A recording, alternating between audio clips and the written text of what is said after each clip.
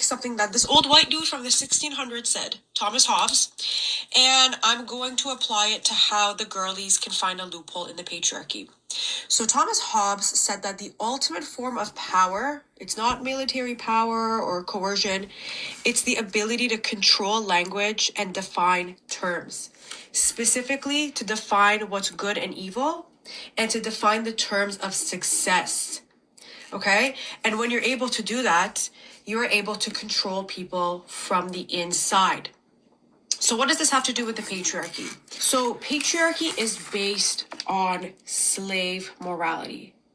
To understand this, there's a very simple distinction you can keep in mind.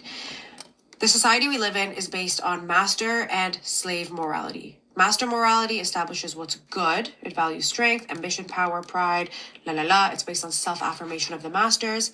Slave morality establishes what's evil, and it's rooted in envy and resentment. And patriarchy is based on slave morality because patriarchal morality is based on envy and resentment, specifically Venus envy, because it sees women as having this unearned biological advantage because we're able to create life. So patriarchy created an unearned advantage of its own, which is all the crap that men are able to have.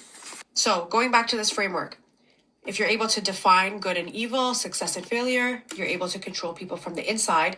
And that's exactly what patriarchal morality did, because it's in turn socialized women and girls into internalized patriarchy.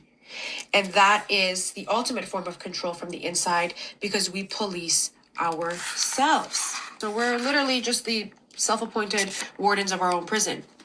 And patriarchy operates in inversions. So the traits that are deemed good for men, like ambition and assertiveness, the inverse is deemed good for women, like humility and agreeableness. But it's these traits, the ones that are celebrated and pushed on in men, these are the ones that are actually rewarded by society. That's what gets you success, not these lame traits over here. So what happened? We internalized patriarchy.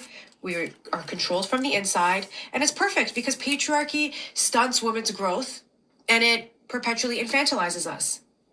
Okay, but we're not victim-minded people, so there is hope for us. And what is the hope? Unlearning the crap and inverting the truth.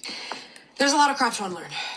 And there are 3 craps in particular: emotions, superstitions, and false dichotomies.